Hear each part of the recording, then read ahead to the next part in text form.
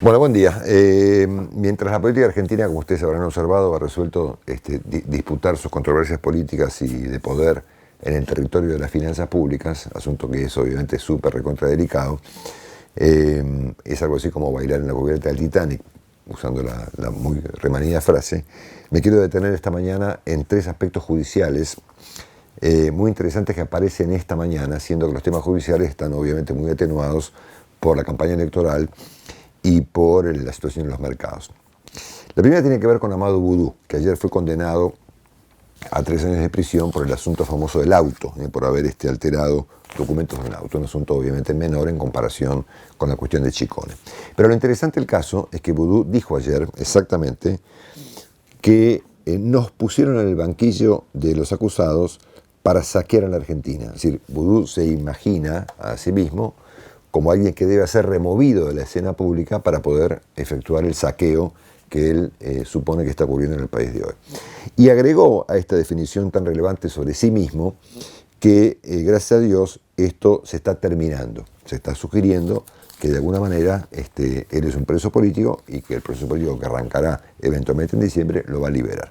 Yo quería recordarle simplemente a Boudou que el asunto de Chicone Calcográfica no tiene nada que ver ni con el gobierno, ni con el macrismo, ni con nada. Tiene que ver con un artículo que se publicó en el mes de julio del año 2011, que firmó Jorge Asís. Acá está, es un artículo genial, vale la pena releerlo. Se llama El paraíso de Old Fund, está en internet.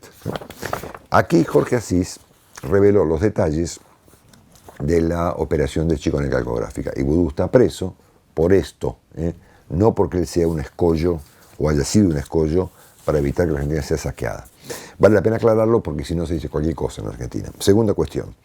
Ayer el juez Bonadío procesó a 28 personas integrantes del entorno, no de un ministro o de un presidente o de un jefe de gabinete, no, de un secretario privado de Néstor Kirchner llamado Daniel Muñoz, que murió hace un tiempo víctima de una enfermedad. Se descubrió, como ustedes saben, que Muñoz tenía propiedades en Nueva York por 70, 80, 100 millones de dólares y se descubrió solamente una parte.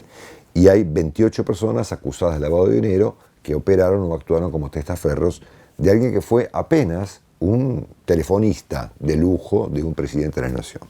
Esto es importante porque Daniel Muñoz, y eso es muy interesante mirarlo en perspectiva, ¿qué diferencia había entre los bolsos de Daniel Muñoz y los bolsos de José López? Que José López o Julio De Vido u otros personajes relevantes tenían cargos públicos, eran ministros y manejaban presupuestos. Muñoz era un secretario, ¿no es cierto?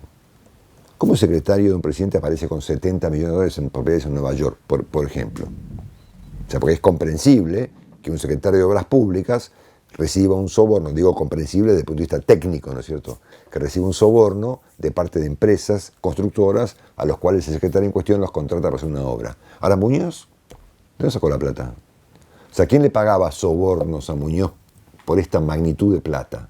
Los bolsos de Muñoz eran 9 millones, de López, y los de Muñoz son 70, ¿no es cierto? Entonces, me parece que es un tema interesante para indagar, ¿no es cierto?, qué había detrás de Muñoz. Y finalmente, un tema que va a ser noticia en octubre, o después de octubre, una vez que termine la elección presidencial, al menos en el tramo de la primera vuelta, que es lo más probable que ocurra, y que ahí se termine. La Cámara Federal, el Tribunal Oral Federal, número 2, al desestimar todos los recursos que se presentaron en contra del juicio que se lleva contra Lázaro Báez y la obra pública en Santa Cruz, determinó las audiencias con los acusados, entre ellos la señora Kirchner. Y la pusieron última en la lista, así que las declaraciones empiezan el 9 de septiembre, pero finalizan después de la elección de octubre, después del 27. Después de esa fecha, la señora Kirchner deberá presentarse como acusada en un tribunal oral, cuando seguramente ya después del 27 sea consagrada vicepresidenta de la Nación. Nada, es una escena que va a ser súper interesante mirar y que la estamos advirtiendo desde el día de hoy.